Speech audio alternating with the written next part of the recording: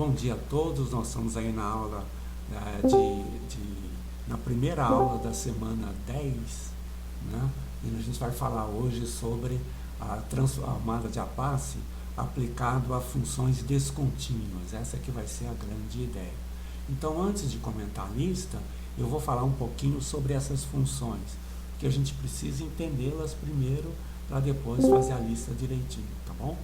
Então, combinado aí. Vamos começar. Assim, antes da gente continuar também, vamos no final da aula discutir a questão da data da prova, que está marcada para a semana que vem, na semana universitária. Acho que dá um tempinho para a gente discutir isso aí no final, tá bom? Então tá certo, vamos lá, a gente vai começar falando sobre funções descontínuas. Professor, só um momento, você está compartilhando a tela pra gente? Opa, peraí, é verdade. Só um minutinho.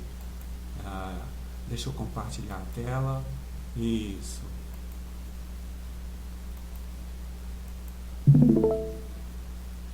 Pronto, vocês estão vendo aí a tela agora? Professor. Estão vendo? Sim, sim, está aparecendo aqui. Sim, desculpa. Então vamos lá.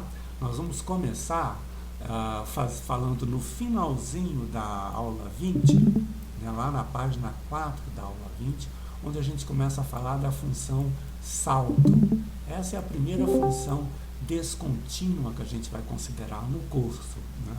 E ela é definida então dessa maneira, ó. A função U subíndice C, né, é definida como sendo 0 antes do C e 1 depois ou igual ao valor de C. Essa função modela essencialmente você ligar um circuito, né? Então o circuito estava desligado até o instante C, no instante C você liga, nesse caso você está ligando com corrente contínua, né? Você liga o circuito e que você quer saber o que é que acontece a partir daí. Então essa é que é a ideia de motivar coisas descontínuas. Além de ligar o circuito no instante C, você pode imaginar que vai desligá-lo no instante posterior, no instante D. E isso você pode fazer desse jeito, ó.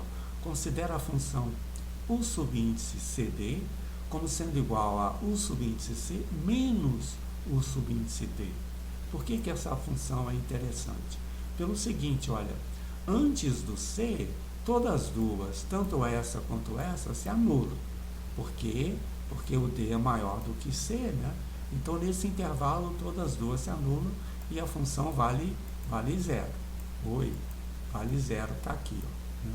Depois, entre C e D, o que acontece? A primeira é não nula, vale 1, mas a segunda continua nula, porque ela só não se anula depois do D. Então, o negócio aqui vale 1. E depois do D, todas as duas valem 1. Porque, poxa, você está depois do C e está depois do D também. Então, ela volta as duas sendo 1, a diferença dá 0, você fica com o gráfico dessa função aí, ó, né? Essa é dita o botão liga-desliga, né? Tem até um botãozinho aqui interessante aí para vocês verem, né? Nessa imagem, o botão do liga-desliga aí, né? Ok? E a primeira pergunta é: como calcular a transformada de Laplace dessa função? E olha só, isso aqui é interessante. Apesar da descontinuidade, a transformada de Laplace, que é uma integral, é uma coisa fácil de ser feita, né? Porque a integral, em geral, suaviza as coisas, né? Veja que a função U é descontínua, né? Mas quando você integra, olha só o que vai acontecer. Integral de 0 até infinito, ela se anula antes do C, né? Então fica só de C até infinito. E ela vale 1 nesse intervalo. Então fica igual a essa primitiva aqui, avaliado nos extremos. Uau, deu esse valor daqui. Poxa, então essa é que é a grande vantagem da transformada de Laplace. Por ser uma transformada integral, em geral ela suaviza as coisas e você pode calcular a transformada de funções descontínuas, né? Ok, então se agora a gente olhar para o botão liga-desliga, uau, está aqui, ó, é a transformada de uma menos a transformada da outra, está aqui o resultado. Essa daqui é que é a transformada de Laplace do botão liga-desliga. E o primeiro exemplo é um exemplo simples, porque você está só com função de equação de primeira ordem, né? Não tem a derivada segunda. Você quer saber o seguinte: olha, nesse circuito onde você só tem o capacitor e a resistência, né? Se você liga e desliga o circuito, o que acontece? Né? Então está aqui, olha, você vai estudar esse circuito e o E aqui é a função salto com amplitude é zero. Né? Ok? Essa daqui aqui é a ideia. Então, como é que a gente faz sempre a brincadeira? É aquela, né? A transformada de Laplace da entrada, que a gente já sabe qual que é, vai ficar igual a R vezes a transformada da derivada, menos 1 sobre C, a transformada da própria função. Eu pego a transformada de tudo isso. A transformada da derivada é S vezes a transformada da própria função, menos o que no ponto zero. No ponto zero não tinha corrente nenhuma, era zero, né? Está aqui. Então fica só isso que está aqui, ó. R vezes S mais 1 sobre C vezes a transformada daqui. Aí eu coloco o R em evidência e chamo de alfa esse pedacinho, né? 1 sobre R vezes C. Então está aqui a transformada, não tem problema. Eu estou interessado na corrente, na derivada da transformada. Eu uso de novo essa igualdade aqui, né? Sobre a transformada da derivada, e aí então vai ficar assim, ó, S vezes a transformada da derivada, que eu isolo daqui, né? Passo isso aqui dividindo, tá legal? Multiplicado por S deu esse valor, e agora eu sei a transformada disso daqui, tá aqui, ó, né? Ok? Então tá do lado de cá. Aí então tá transformada.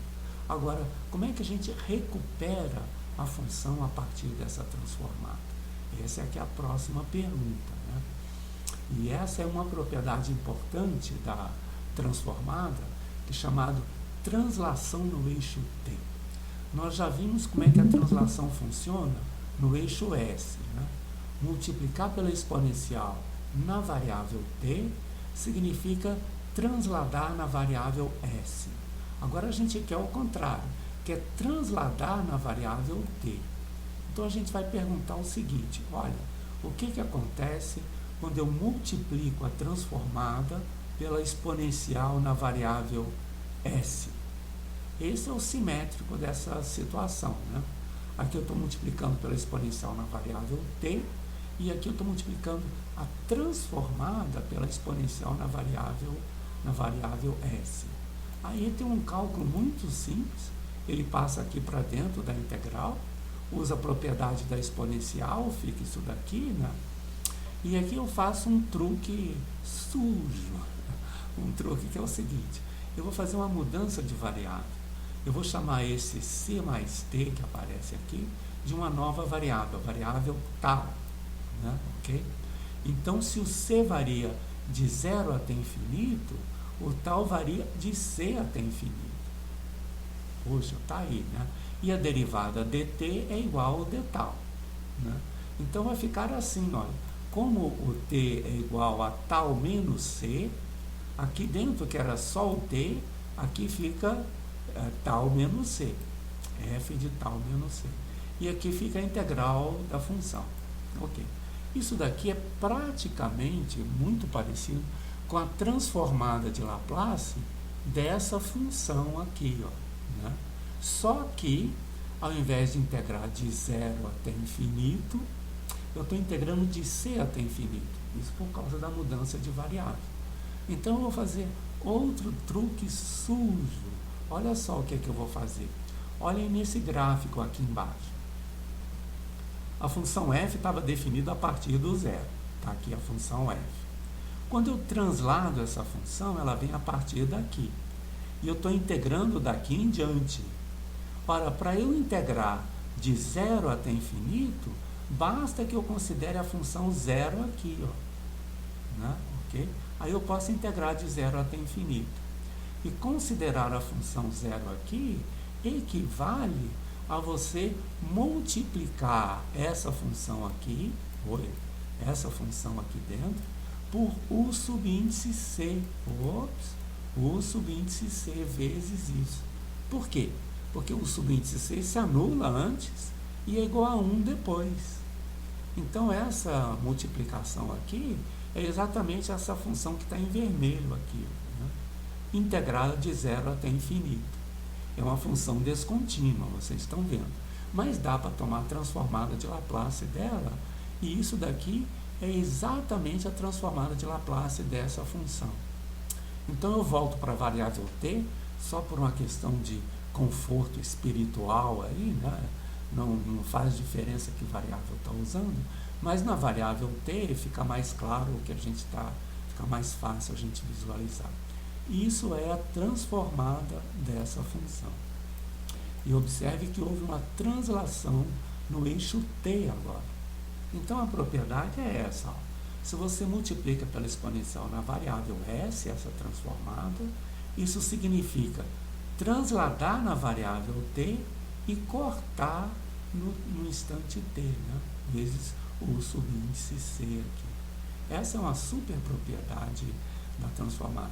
E tem tudo a ver com o que a gente está querendo, porque se a gente voltar aqui na transformada da derivada, está vendo que tem o subíndice, né, menos c vezes s, vezes essa transformada aqui embaixo.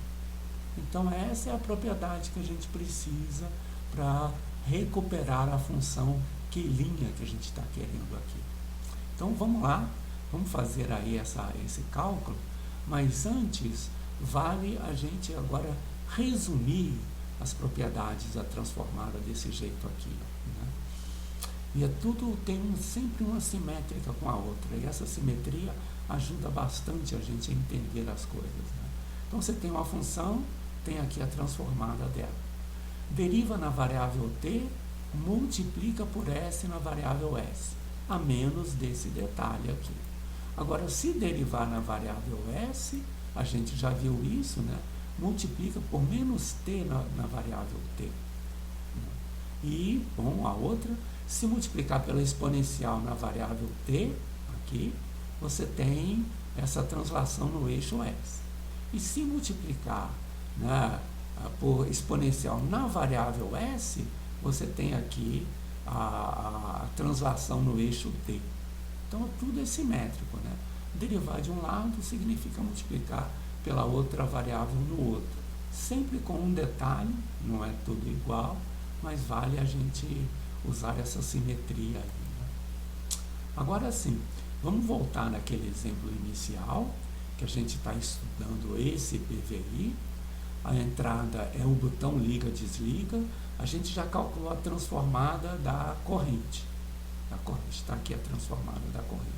Agora a gente pergunta quem é a corrente. Vamos fazer o cálculo.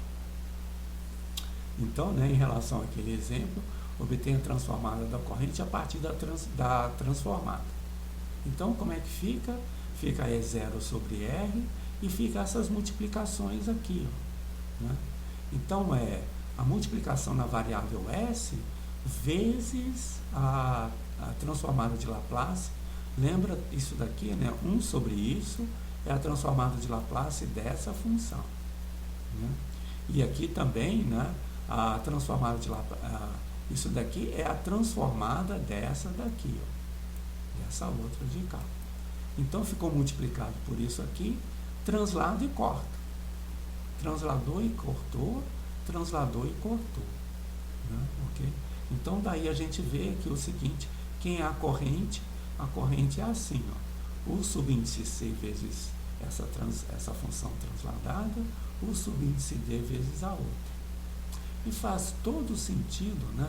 Porque, puxa, até antes do C, o circuito estava desligado e não tinha corrente, então a corrente era zero, né?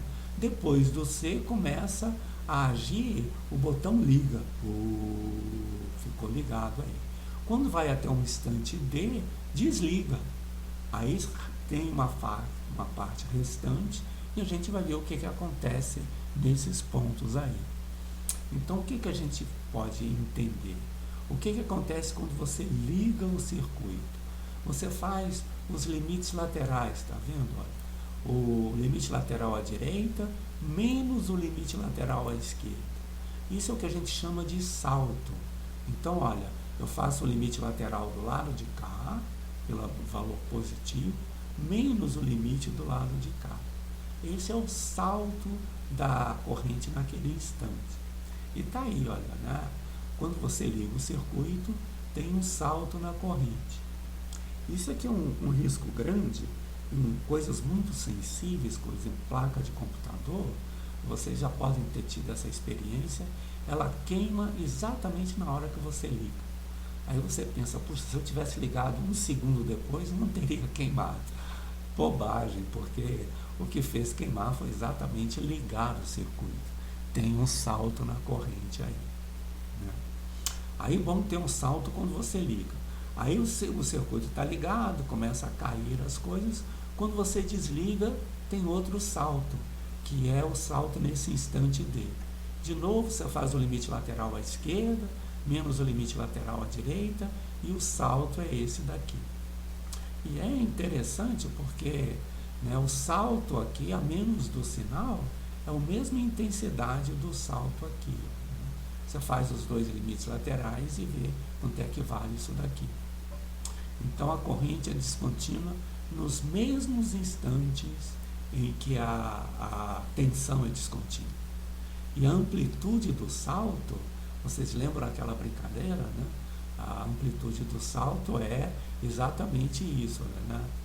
O E0, o E0 é igual a R vezes I. Se vocês igualarem isso aqui aí, o E0 é igual a R vezes I, é uma lei conhecida aí da eletricidade, né? O que o E faz? O E ri, é R vezes I. Essa é uma brincadeira e está aqui de novo aparecendo o que está acontecendo aí, tá bom? Então, puxa, o resumo da brincadeira, vale a pena a gente estudar essas funções descontínuas que aparecem aqui. A gente sabe calcular a transformada de Laplace dela, apesar de elas serem descontínuas, e sabe também, agora com a translação no eixo T, né, recuperar as transformadas a partir, recuperar as funções a partir da transformada quando aparece essa multiplicação aqui, tá bom? Então tá aí a brincadeira, tá tudo certo. Deixa eu perguntar a vocês, voltando aqui para a nossa tela original, se tem alguma pergunta, se vocês querem fazer, vocês já tinham lido isso, não tinham? Tá tudo bem? Certo. Então, Parte aí. até aí tudo bem? Eu já tive lido Ótimo. a parte mesmo do delta lá, da função delta de Dirac, que eu não entendi. Isso, é essa parte que nós vamos começar a ver agora, tá bom? E a lista é inteira sobre essa função delta, né? Então vamos passar agora para a aula de número 22. A aula de número 21 são aplicações daquela transformada da função salto. Então tem várias aplicações, tem várias coisas. A função delta de Dirac vai começar aqui na aula 22. E essa aula a gente vai ter que ver praticamente toda, sabe? Vamos dar uma olhadinha aí então. Olha só, a gente vai precisar de 2 resultados preliminares.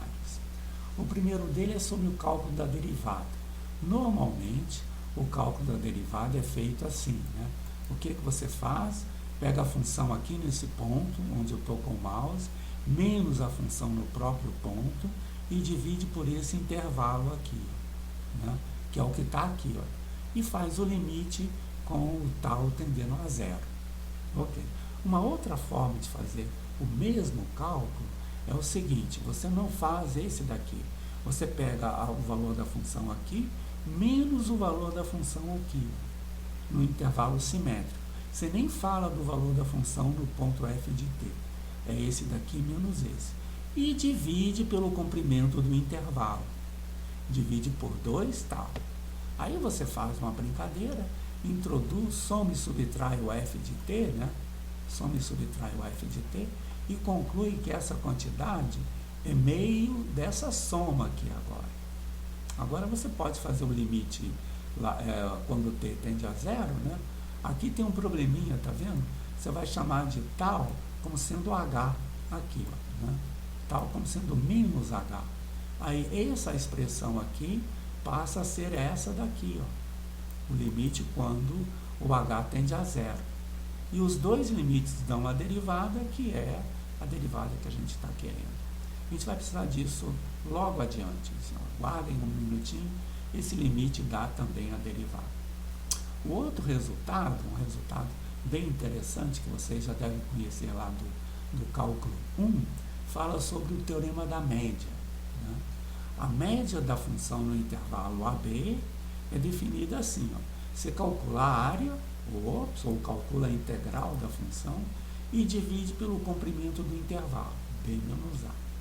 Por que esse número é interessante? Qual é a interpretação geométrica desse número? Ora, se eu passar o B menos A multiplicando, o que eu tenho? O B menos A multiplicando vai ficar a área, porque vai ficar integral.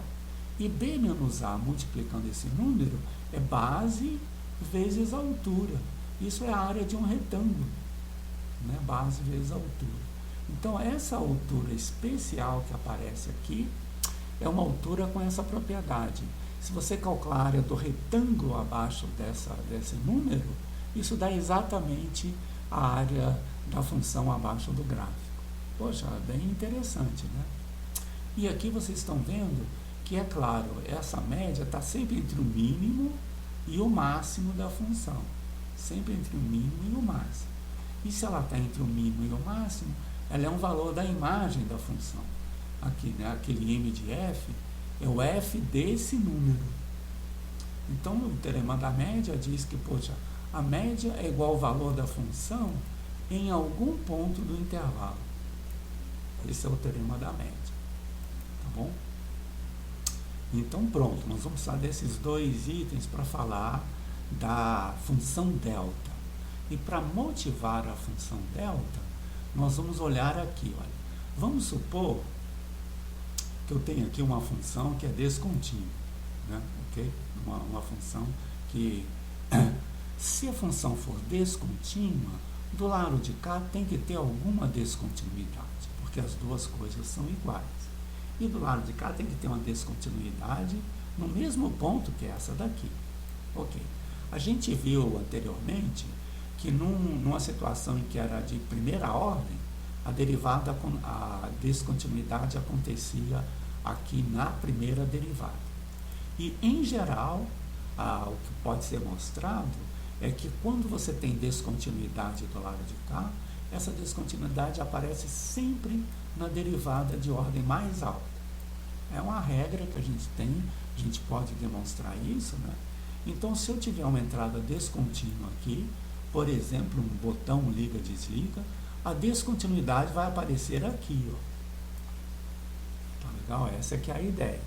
Aí você tem uma pergunta o seguinte, bom, o botão liga-desliga provoca uma descontinuidade na derivada segunda. Será que não tem alguma função muito estranha que provoque uma descontinuidade na derivada primeira? Né? Não, essa é que é a pergunta, né? Então, a pergunta é, será que existe alguma tensão que faz com que essa daqui seja descontínua? O análogo disso para o sistema mecânico é até mais fácil da gente entender. Esse circuito, com C igual a 1 e o indutor igual a 1 também, né? G aqui é a entrada, corresponde a um sistema massa-mola assim, ó, de massa igual a 1 e constante da mola igual a 1. E o Y aqui é o deslocamento. Aí você pergunta, esse aqui agora é a força externa aplicada ao circuito. A pergunta então é o seguinte, será que tem alguma força externa que faz com que não a aceleração, mas a própria velocidade seja descontínua? Aqui é mais natural, né?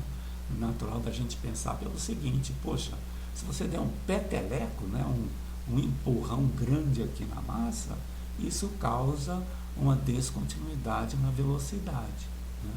Por exemplo, numa bolinha que está parada, você, né, num jogo de sinuca, por exemplo, a bola está parada e você dá bate o taco nela, né? Ela parada passa a ter uma velocidade positiva instantaneamente. E aqui vai ser uma coisa muito parecida com isso. A gente vai querer construir alguma coisa que seja semelhante a essa tacada ou um peteleco que você der aí, tá bom? E a gente vai ver que sim, que tem esse negócio daí. Então, para a gente construir esse empurrão, né, a brincadeira aqui é o seguinte, né, para que haja a velocidade seja descontínua, a força interna deve ser alguma coisa bruta, né, alguma coisa como um empurrão, alguma coisa assim. E a gente pode modelar esse empurrão. Né? Como é que a gente modela?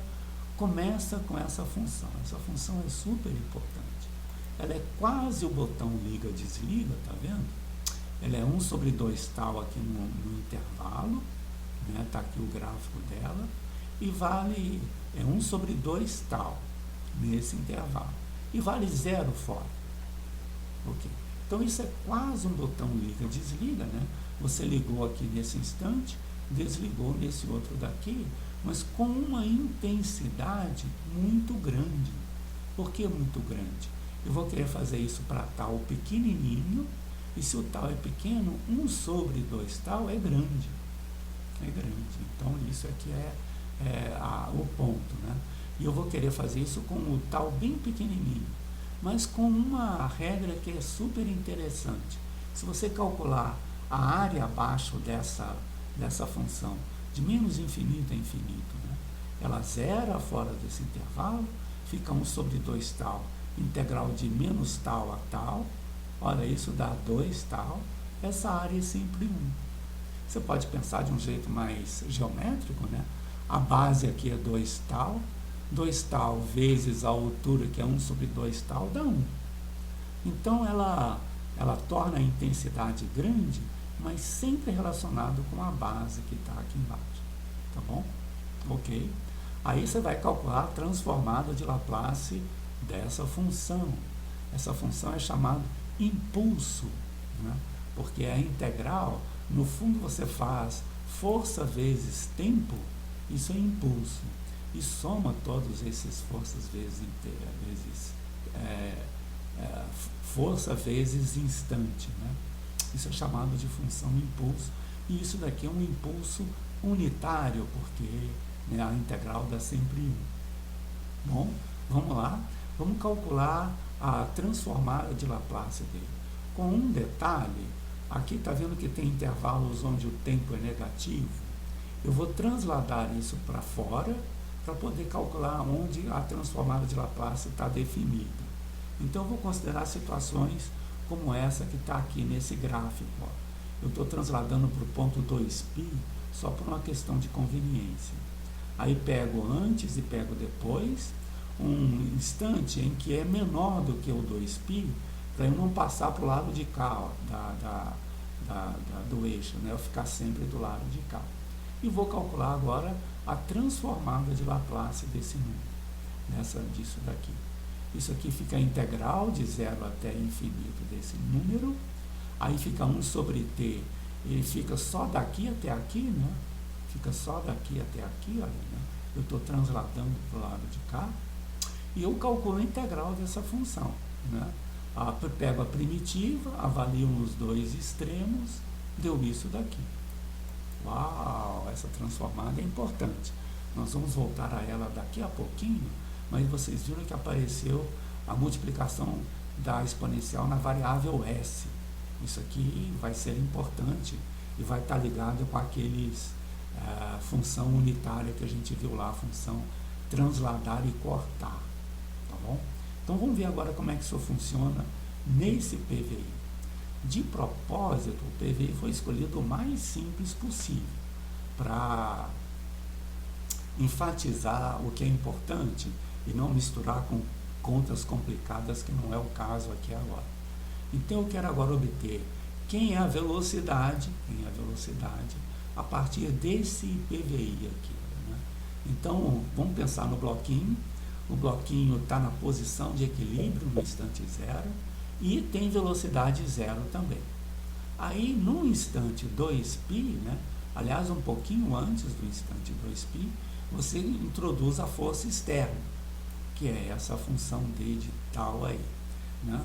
começa a funcionar, ela age durante esse tempo e aqui você cessa a força. E aí você quer saber como é que o bloquinho vai reagir nesse caso. Ok? Então vamos ver, a gente pega aqui a transformada de Laplace, de todas as coisas, né? E aqui a gente já faz um pouquinho direto. Ó. A transformada da derivada é S vezes a transformada da própria função, né? Então ficou S que multiplica, aqui olha, né? Isso aqui o que eu fiz? Tomei a transformada de tudo isso, essa S é a derivada de segunda, fica S ao quadrado, vezes mais ela própria, já isolei isso aqui, essa conta é padrão, essa aqui não tem problema. E aí fica S que multiplica, né? Agora, quem é essa transformada aqui em cima? Está aqui, ó. Transformada aqui em cima foi calculado lá. Ficou tudo isso, e aqui ficou 1 sobre S ao quadrado mais 2, que é o que a gente colocou de cá. Então, isso aqui é só padrão, ok? Aí um S cancela com o outro, fica o sinal de menos, fica 1 sobre 2 tal, que multiplica tudo isso, vezes quem? A transformada do seno, né? Essa daqui é a transformada do seno. Uau! Aí você usa a translação no eixo T, que a gente acabou de fazer, né? O que é isso daqui vezes, né, a transformada do seno? Você translada e corta. Aqui você transladou o seno, né? Transladou o seno e cortou nesse período aqui. Mesma coisa com a outra. Você transladou agora no outro ponto, 2π menos tal, e aqui fica o subíndice 2π menos tal. Ok? Ok, então, poxa, a transformada do y' vai ser a transformada de tudo isso. Aí eu uso que o seno é 2π periódico, né? Ok? O seno aqui é 2π periódico, e o seno de qualquer coisa menos 2π é o seno dessa qualquer coisa. E é por isso que foi escolhido o 2π aqui. É só para simplificar esses cálculos. Então, aqui ficou transladado do 2π, ó, veio para cá. Aqui também transladado. Está aqui a sua função y. Então, é o seno transladado para o ponto t menos tal, né? Cortado aqui. E aqui fica transladado para o ponto t mais tal, cortado aqui. Tá bom? Então, essa aqui é a brincadeira aí da situação. Agora, a gente já obteve, né? Veja que a gente já conseguiu a solução da velocidade. Velocidade deu isso. Você pode reescrever isso daqui da seguinte maneira. Ó. Antes de 2π menos tal, todas as duas funções salto se anulam. Então, a velocidade é zero. O que é razoável, né? O bloquinho estava parado com velocidade zero, a força externa começou a agir aqui. Ó, né? Então, antes disso, estava tudo parado. Aí, no instante em que você começou a força externa, até onde você para a força externa. Né? Então, nesse caso, essa aqui é não nula, mas essa aqui se anula, porque ainda está antes de 2π menos tal. Então, é só esse pedacinho aqui no intervalo. E depois, sim, quando o t for maior ou igual que né, 2π mais tal, ambas não se anulam e está aqui a transformada que a gente está querendo aí. Tá bom? Né? Tá tudo direitinho, as coisas estão todas bem. Aí você vai saber, então eu dei um impulso, voltando lá no nosso problema, né? Aqui começou a agir aqui, terminou de agir aqui, eu vou fazer isso com tal pequenininho, né? Com tal pequenininho, e vou perguntar, tem descontinuidade nesse caso? Eu faço o cálculo dos limites laterais, né? Aqui está o 2π, o 2π menos, aqui está o 2π, o 2π menos tal, o 2π mais tal, não tem descontinuidade. Calculem esses limites laterais e vocês vão perceber que não tem descontinuidade nenhuma. O salto é zero nas duas. Aí você pensa, poxa, então essa função que eu construí, que é a função de subíndice tal, por menor que seja o tal, ela não provoca descontinuidade na velocidade. E essa função seria o tipo do empurrão, né? Você considera um intervalo muito pequenininho de tempo, com uma intensidade grande, ela vai lá para cima, não provoca descontinuidade. Então a gente fica meio desanimado, né? E diz, olha, mesmo que isso aqui seja muito grande, não vai dar certo. Né? Mas aí você toma uma atitude radical. Essa é uma brincadeira, né? Então as coisas não tem jeito de fazer a velocidade descontínua, a menos que você seja radical. E o radical aqui significa o seguinte: eu vou pegar essa função aqui e fazer o limite com tal tendendo a zero. Então eu vou aplicar uma força muito intensa no intervalo zero de tempo. Tá! É o tipo da coisa instantânea.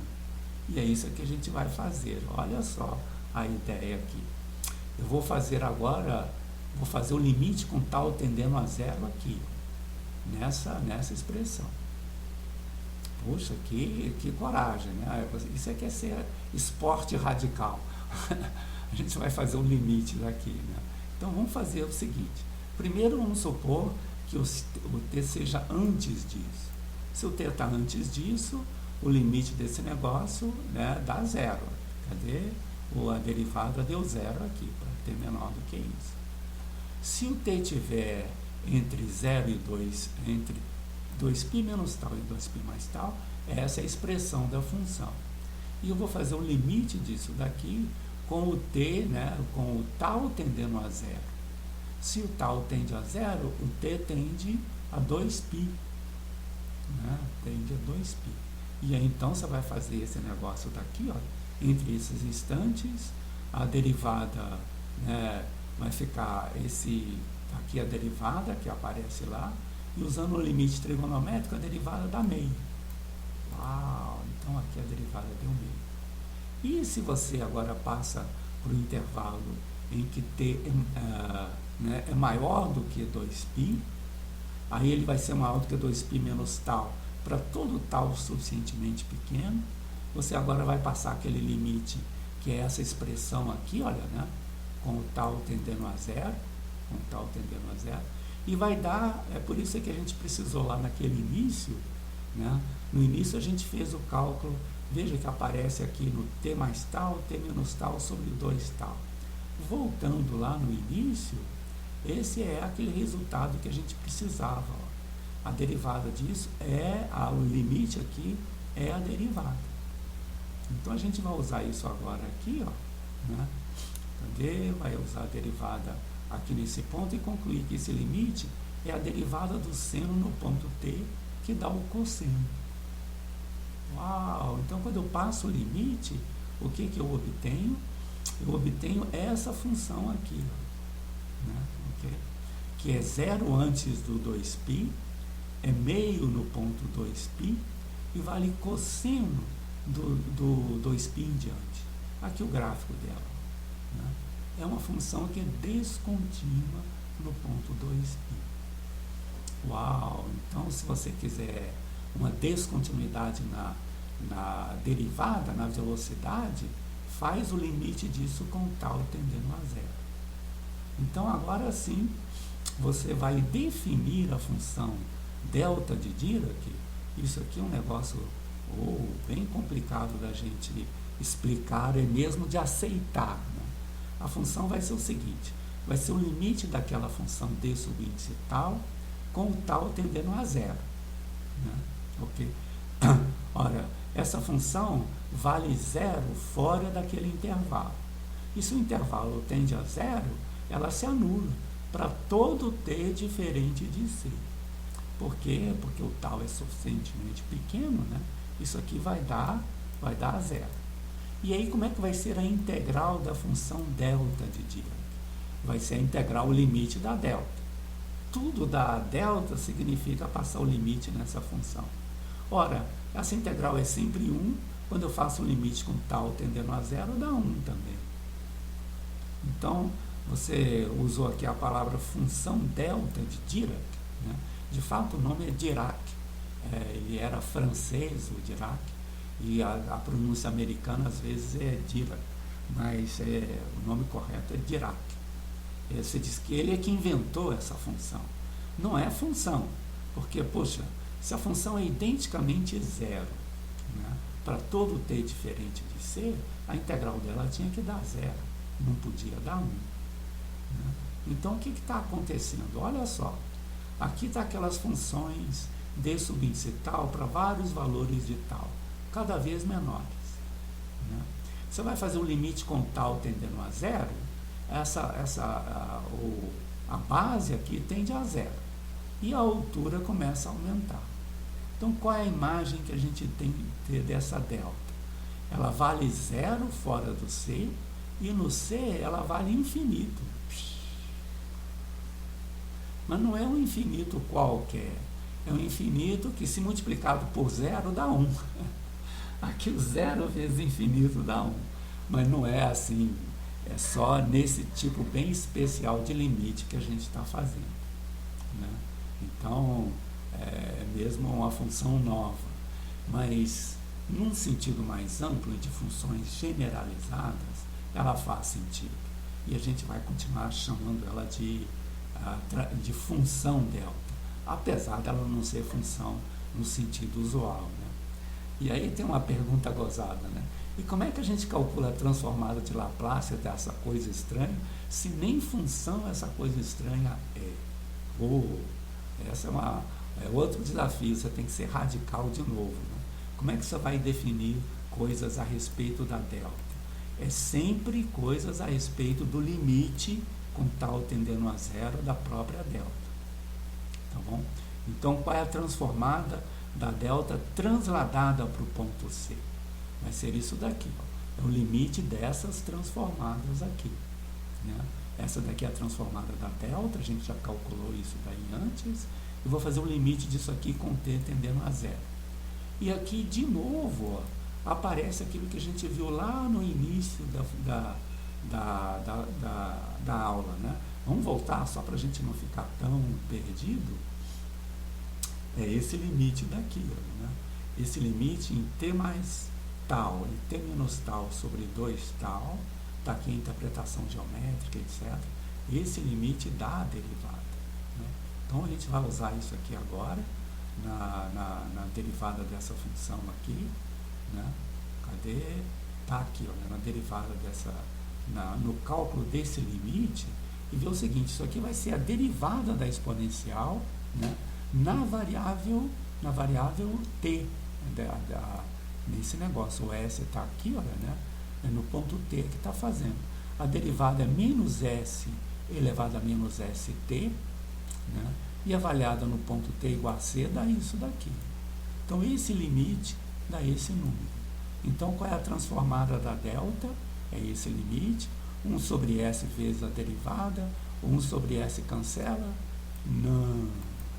Olha só. Poxa, essa transformada de Laplace é meia, né?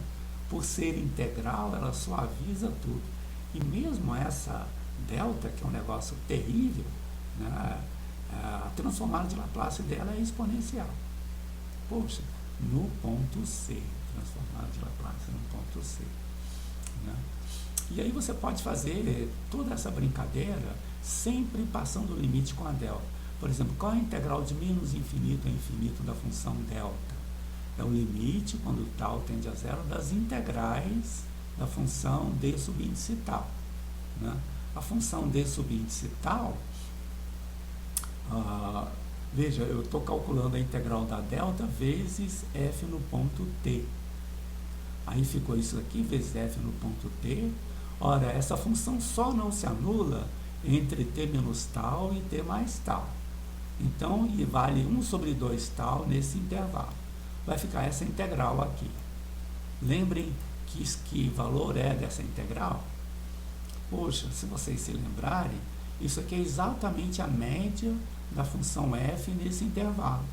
Você calcula a integral e divide pelo comprimento do intervalo.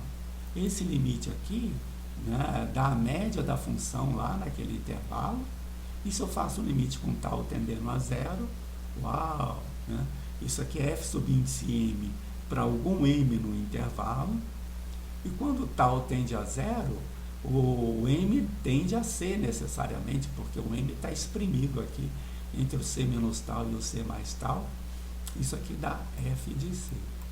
Poxa, isso aqui dá F de C. Isso também permite você calcular a transformada de Laplace da delta vezes AF. Da delta vezes AF. Então, se você fizer essa transformada, vai ficar isso daqui, é a mesma coisa de menos infinito a infinito, da função f vezes isso daqui, né? F vezes isso daqui, que dá isso daqui no ponto C. Então, essa é a transformada desse negócio daí. Isso a gente vai usar no exemplo 3, daqui a pouquinho. No exemplo 2, a gente volta àquele caso inicial, volta a esse problema, o PVI que a gente tinha estudado aqui, olha, né, o exemplo 1, lembra? A gente usou isso daqui. E aí a gente passou o limite com o tal tendendo a zero. Primeiro a gente achou a solução e depois fez o limite. Eu vou fazer agora o contrário. Eu vou primeiro passar o limite aqui com o tal tendendo a zero e depois resolver o problema. Então, voltando lá, olha só o que a gente obtém. Vai ser a função delta naquele ponto. Tá certo? A função delta naquele ponto. E aqui tem uma brincadeira, né? É um chute de rinoceronte que você dá aí no sistema massa-mola naquele instante 2π. Você transladou a delta para lá e pá, deu uma pancada no sistema aí para ver como é que funciona. Agora, todas aquelas contas que antes deu um trabalhão enorme para fazer, agora fica fácil.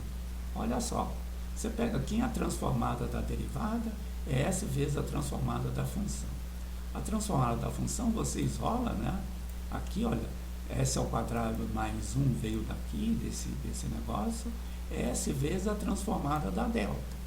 A transformada da delta, a gente já sabe quanto é que vale, né? Fica E elevado a menos S vezes 2π vezes a transformada dessa daqui. Essa transformada de cá é a transformada do cosseno. Então, vai ficar exponencial vezes a transformada do cosseno. Você usa a translação no eixo t, uau, fica U subíndice 2π, cosseno de t menos π. Uau! E aí, então, você consegue que a velocidade é isso daqui, né? O 2π, o do cosseno aqui é 2π periódico, né? Então, fica isso daqui. E essa resposta é a mesma resposta que a gente obteve fazendo todos aqueles cálculos anteriores. Tá isso daqui, ó, né? Zero antes. Nesse ponto a gente não calculou, no ponto t igual a 2π, mas calculou depois. Depois vai ser 2π, isso daí ficou assim. Então vocês estão vendo que o uso da delta aqui facilita enormemente. Tá bom? Tá ok. Então com isso a gente já pode passar para a lista.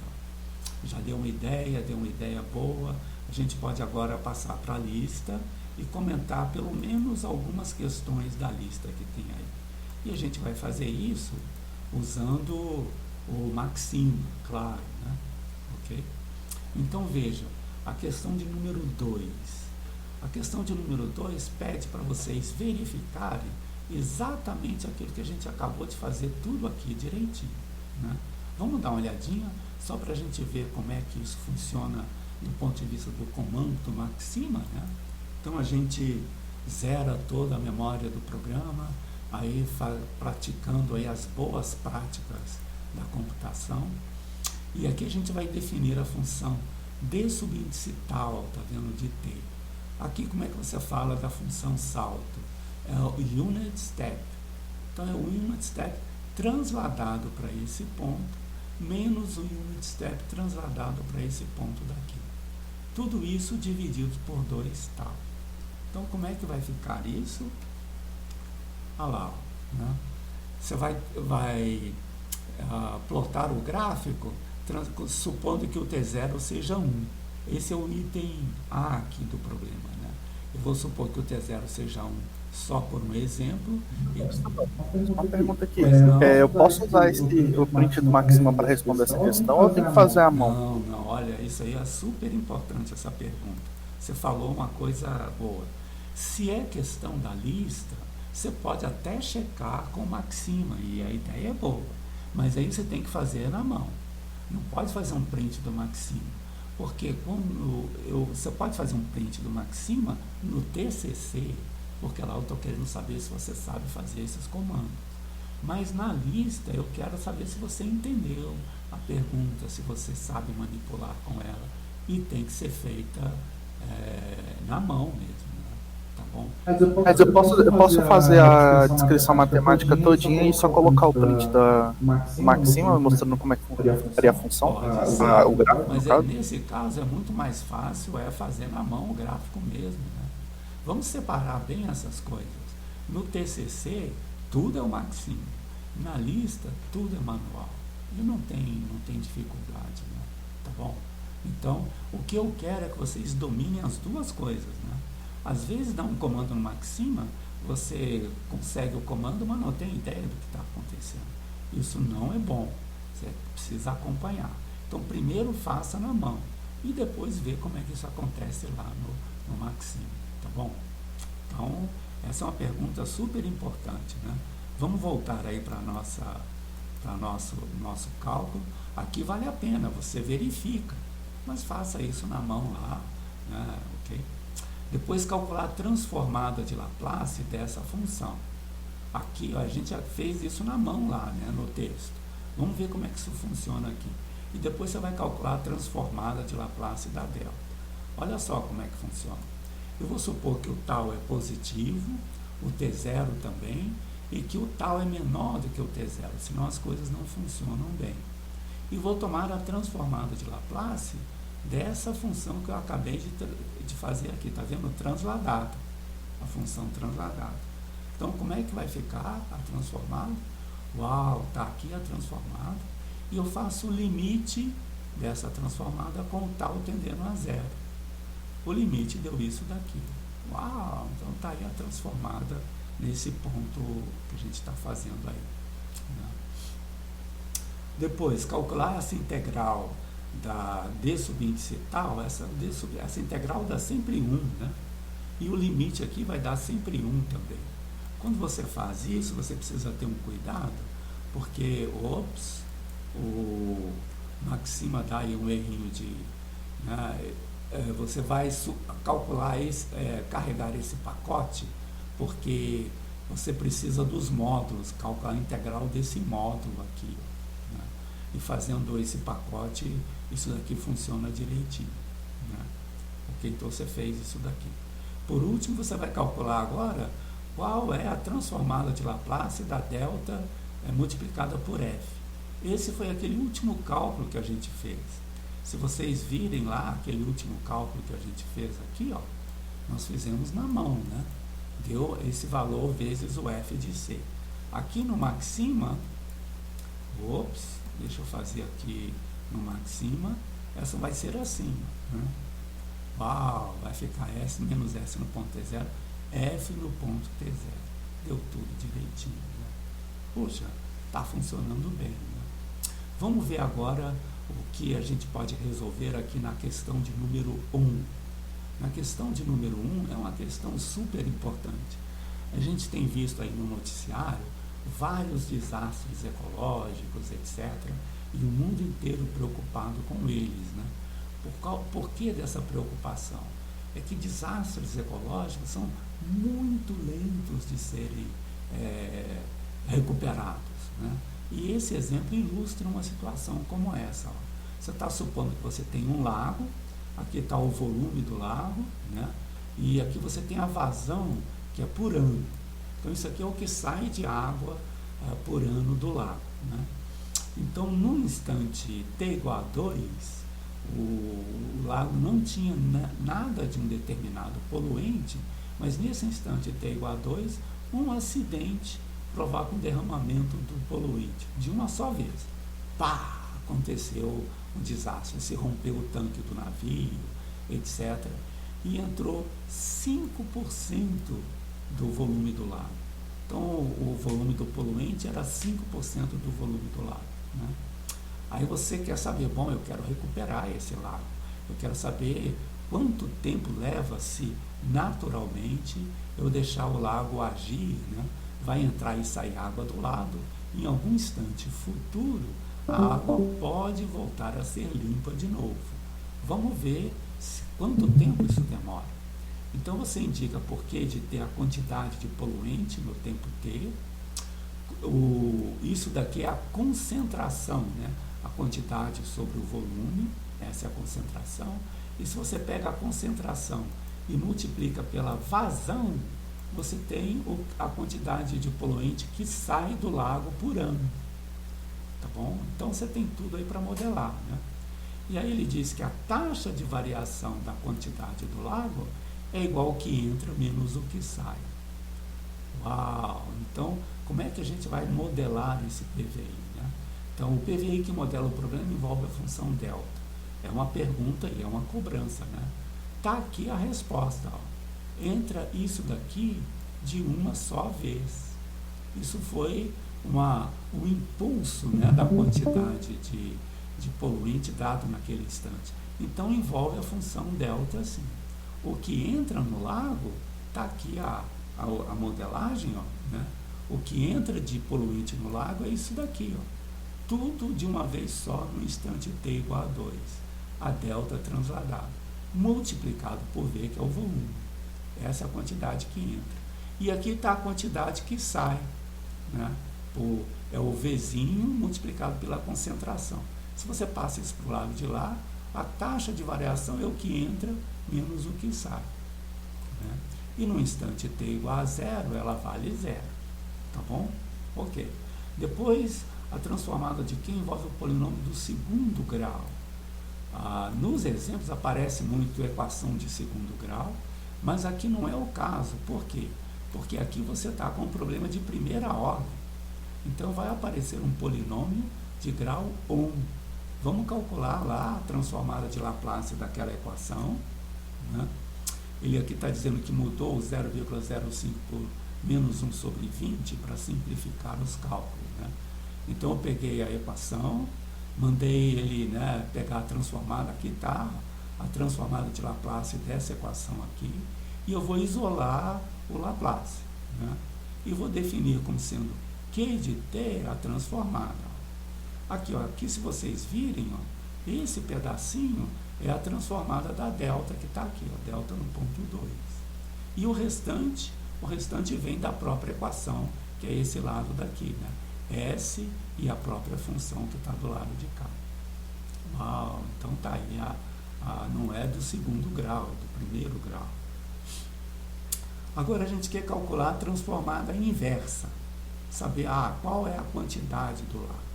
Aqui tem um detalhe importante, que é o seguinte: para lidar com essa função delta e a sua transformada, aquele comando que a gente tinha visto antes, né, inverse Laplace transform, ILT não lida bem com isso.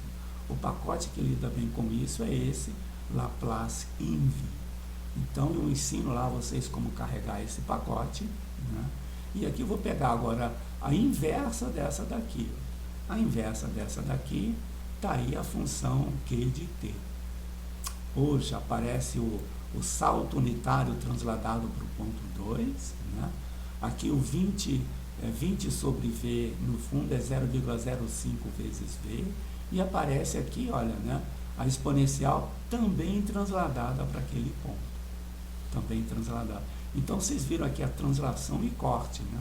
Isso é porque estava multiplicado aqui pela exponencial. Professor, Oi, pois não. Por que que nesse caso hoje o Laplace ele não está entre aspas? Oi? Tá correto esse Laplace não está entre aspas? Tá correto. Quando carrega o pacote. Não, ele carrega o pacote direitinho. Carrega sim. Não tem problema não. Entendi. Normalmente você põe uma aspas aqui, né? Mas ele carregou e transformou direitinho. Então, essa pergunta, olha, o Q de t diminui de forma proporcional ao tempo. Claro que isso é uma bobagem, né? Por quê? Porque ela diminui exponencialmente nesse sentido aqui, né? Está lá a resolução. E por último, olha só a pergunta importante. Quanto tempo leva para a quantidade de poluente no lago ser igual a metade do que entrou? Quanto tempo leva? Aí você faz essa pergunta, ó. Você vai supor, então, que você está depois do tempo 2, né? Chama t menos 2 de tal. só porque depois do acidente, né? Depois do acidente é que você está preocupado aqui, olha, né? Depois do acidente é T-2. Vamos chamar isso de tal, e aqui vai ficar 0,5 vezes V, que é o que está aqui em cima, menos tal, que multiplica né, V sobre V grande. Tá aqui a exponencial disso daqui. Ó. Aqui em cima está o tal, e aqui está o Vzinho sobre V grande. Eu quero que essa expressão seja metade do que entrou. Seja metade do que entrou. Aí eu faço essa conta e observo o seguinte, o tempo vai ser log de 2, V grande sobre V pequeno. Ora, o V grande é isso daqui, ó, e o V pequeno, isso daqui. Um sobre o outro dá 200. 200 vezes o log de 2. Eu estou supondo que o log de 2 é isso daqui. Se eu fizer essa conta, dá 140 anos. Então, para cair a metade do que estava, vai demorar 140 anos. Uau, é muito tempo, né? E depois, para se reduzir a 1/8 do que tinha entrado, aí vai ser um tempo ainda maior. Vocês vão ver, vai ficar ln de 8 vezes isso. ln de 8 é 3 vezes ln de 2. Então, vai ficar 140 vezes 3, 420 anos. Então, depois do acidente, 420 anos depois, tem 1/8 ainda da quantidade de poluente lá. Tá bom? Poxa, tá ótimo. A gente passou um pouquinho do tempo, não vimos as outras questões que falam sobre a convolução, mas eu tenho a impressão que daqui para frente é mais fácil. Essa questão de número 4 está inteiramente resolvida com todos os detalhes na última aula. Na aula 24. Então, se vocês tiverem dúvida, lá está tudo resolvido, bem tranquilo assim, tá bom? Ok, a gente passou um pouquinho aí do tempo, eu vou pedir desculpas aí a vocês, mas eu acho que valeu a pena, né? E sobre a questão da data da prova, deixa eu desligar a gravação